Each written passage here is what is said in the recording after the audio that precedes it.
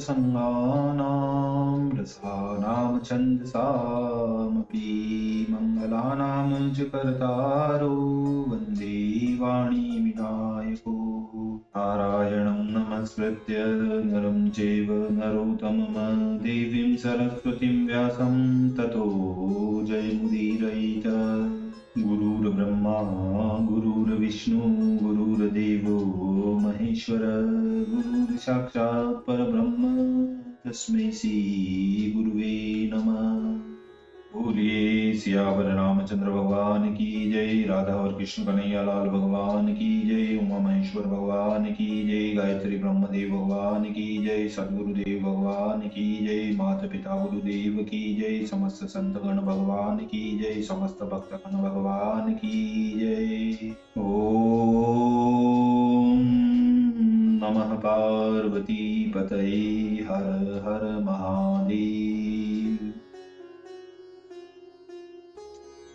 तो मित्रों और आप सभी श्रीमद् भागवत कथा के श्रेष्ठ रसिक जनों, श्रोतागणों, अब तक हमने श्रीमद् भागवत कथा की कथा को नियमित रूप से क्रमबद्ध रूप से श्रवण करते आ रहे हैं, कीर्तन करते आ रहे हैं, भजन करते आ रहे हैं, मनन करते आ रहे हैं। अब हम उसी क्रम में श्रीमद् भागवत कथा के नवम स्कंद के 7वें अध्याय की ओर कथा को अग्रसर करते हैं। आप सभी श्रेष्ठ श्रोतागण रसिकजन भगवान श्री राधा वल्लभ कृष्ण कन्हैया लाल के श्री चरणों में दृढ़ भक्ति रखते हुए कथा का श्रवण करें, कीर्तन करें, मनन करें, भजन करें। बोलिए राधा वल्लभ कृष्ण कन्हैया लाल भगवान की जय। तो कहते हैं, सप्तम मांधाता कुलही पुरुकुत्स हरिचंद्र भय सत्यव्रत जगत में पूर्ण परमानंद, पूर्ण परमानंद। श्री सुखदेव जी महाराज कहते हैं कि हे परीक्षित, मानदाता के श्रेष्ठ पुत्र अम्बरीश को युवनाश ने पुत्र भाव से गोद लिया। अम्बरीश का बेटा मृत हुआ, वह मानधाता की गोत्र में श्रेष्ठ हुआ था। हे राजन, उरंगों ने अपनी बहन नर्मदा को पुरुकुत्स से विवाह दिया। शेष जी के कहने से यह नर्मदा अपने स्वामी पुरुकुत्स को पाताल में ले गई।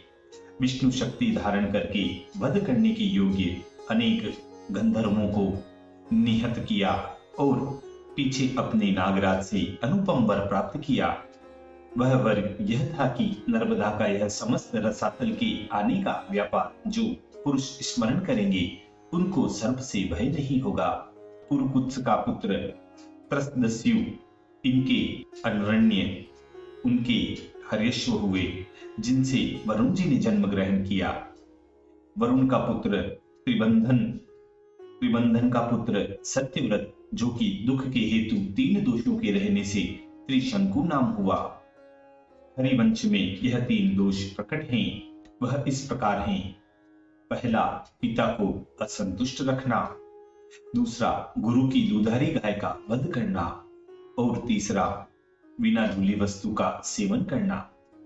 यहाँ पर एक इतिहास है कि विश्वामित्र मुनि ने राजस्व यज्ञ कराकर इस त्रिशंकु ने ब्राह्मण की कुमारी कन्या को हरण कर लिया था।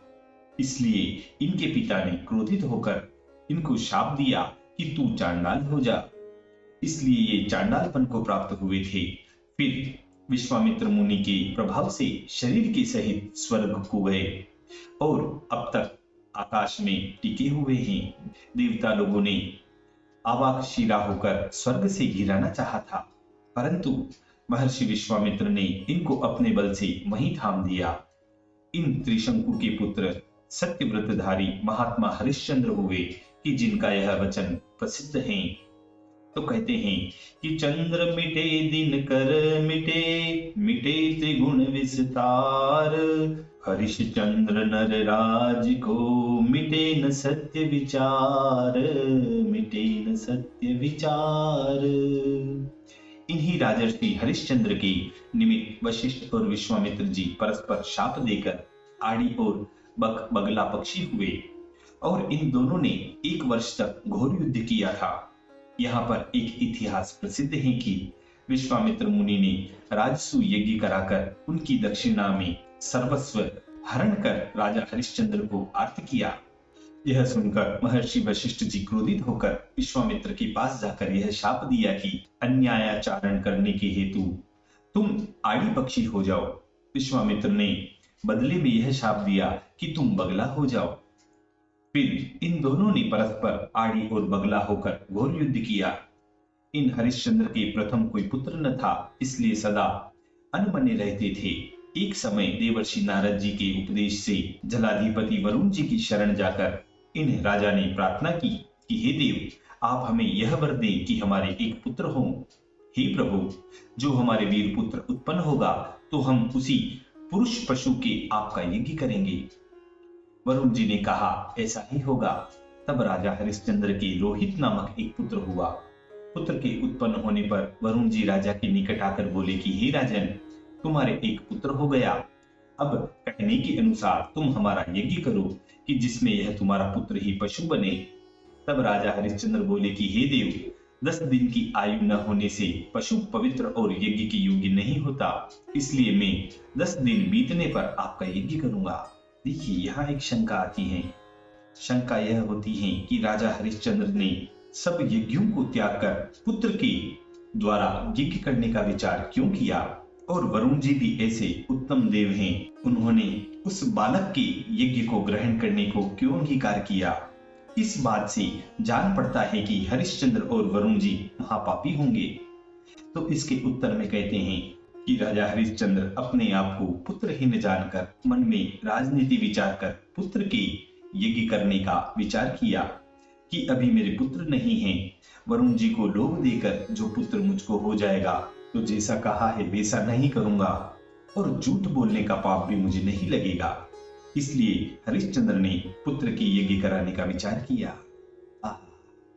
इस प्रकार इस शंका का निवारण समझना चाहिए। अब हम कथा की ओर चलते हैं। तो कहते हैं, हे राजा परीक्षित, 10 दिन के बीतने पर ही वरुण जी फिर आकर बोले कि अब यज्ञ करो। तब महाराज हरिश्चंद्र ने कहा कि दांत निकलने पर यज्ञ किया जाएगा। दांत निकलने पर वरुण जी ने आकर फिर से कहा कि दांत भी निकल आए, अब तो यज्ञ करो। तब राजा हरिश्चंद्र बोले कि दांत गिरने पर यह महापवित्र यज्ञ भलीभांति संपूर्ण होगा। कुछ दिन पीछे रोहित के दांत गिर गए। तब वरुण जी फिर राजा के निकट आकर बोले कि हे राजन, हमारे इस पुत्र यज्ञ के दांत गिर गए हैं, अब तो यज्ञ अवश्य ही करना चाहिए। हरिश्चंद्र ने कहा कि दांत गिरकर जब तक फिर न उपजे तब तक पशु पवित्र नहीं होता। यह सुनकर वरुण जी अपने स्थान को चले गए और कुछ समय उपरांत फिर आकर बोले कि तुम्हारे पुत्र के दांत दूसरी बार उत्पन्न हो गए हैं, अब तो यज्ञ करो। तब राजर्षि हरिश्चंद्र ने उत्तर दिया कि हे वरुण देव, जब क्षत्रिय पशु कवच बख्तर पहनने योग्य होता है तब वह पवित्र कहा जाता है।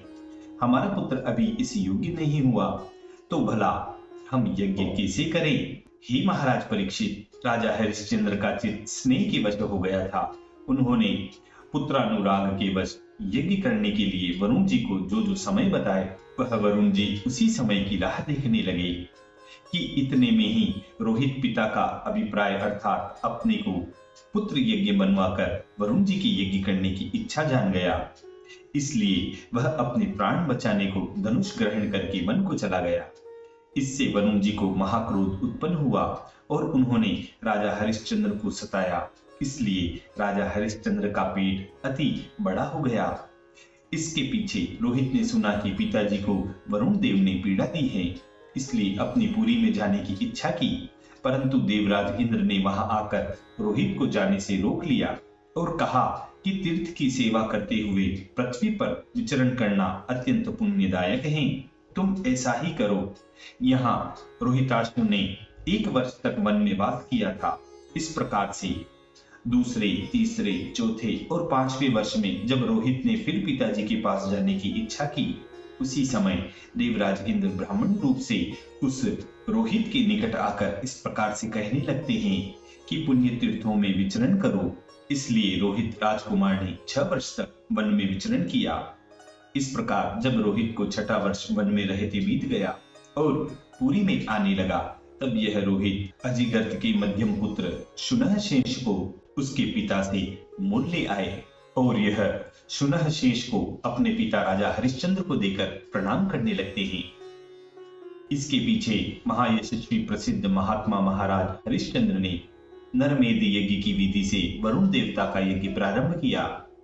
तब वरुण देव जी ने राजा हरिश्चंद्र की उदर पीड़ा शांत कर दी। इस यज्ञ में विश्वामित्र जी होता, जमदग्नि, अधर्व्यू, वशिष्ठ जी ब्रह्मा और आयस्य मुनि सामग हुए। ही राजा परीक्षित, इस व्यापार से देवराज इंद्र ने राजा हरिश्चंद्र के ऊपर प्रसन्न होकर उनको एक सुवर्ण का रथ दिया। हे महाराज, शुनहशेप का महात्म्य विश्वामित्र उपाख्यान के प्रसंग में आगे वर्णन करेंगे। हे महाराज, हे परीक्षित, भार्या सहित राजा हरिश्चंद्र का सत्य, सामर्थ्य और धैर्य देखकर महामुनि ब्रह्मा जी अत्यंत प्रसन्न हुए थे। इसलिए उन्होंने महाराज हरिश्चंद्र को अभिहत अर्थात परम ज्ञान दिया था।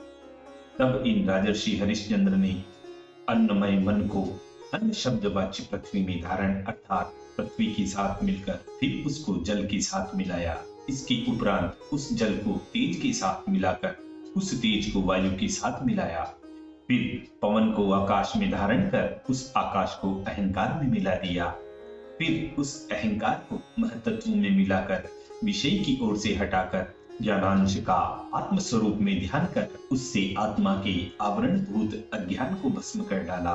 फिर निर्वाण सुख संपत्ति से ज्ञानांश को छोड़कर मुक्त होकर अनिर्देश्य और अप्रत्यक्ष स्वरूप में स्थित हो गए। इसी प्रकार इस मधुर संवाद के साथ श्रीमद् भागवत कथा के 9वें स्कंद के 7वें अध्याय 7वें अध्याय की पूर्णता व समाप्ति होती है। बोलिए श्री कृष्ण कन्हैया लाल भगवान की।